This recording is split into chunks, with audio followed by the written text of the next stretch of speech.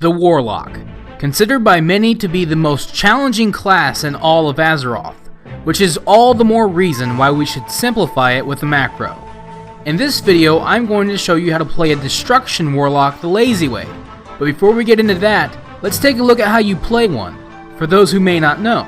The Destruction Warlock, accompanied by his demon minions, uses his dark magic to unleash the flames of hell on his enemies. Now, like all Warlock specs, there are a lot of specific conditions to when you're supposed to use your abilities in the rotation, but for the sake of this video, we're going to keep it very simple. The basic rundown of the Destruction Warlock is it's all about building up burning embers and then spending those on more devastating attacks. To start off with, you're going to want to begin the fight casting Curse of Elements, but only if there's no one else in your party to provide the debuff. Next, you'll keep the Immolate dot on your target at all times, so you'll need to cast it every 15 seconds. Now let's talk about building up those burning embers. You'll use Conflagrate when it's on cooldown, and you'll use Incinerate as a filler. Both of those abilities will generate burning embers. You can also use Fell Flame when you're running, which will also generate burning embers. You can generate up to 4 burning embers, and you can spend one of those embers on Chaos Bolt. But once your target is below 20% health, you'll use Shadow Burn instead.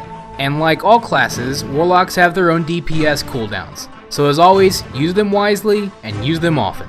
And that's a very basic rundown of how you play a Destruction Warlock. In order to get the most out of your Warlock, the rotation gets a little bit more complex with a few of its conditions. But instead of making it more complex, we're going to make it even less complex with a macro. To do this, you'll need a mod called Macro Toolkit, which can be found on Curse. There will be a link in the description below. This mod is mandatory because it allows you to extend the size of your macros. So download it, create a new macro, and extend the size of your macro. After that, you're going to want to put all this text in the macro. Relax.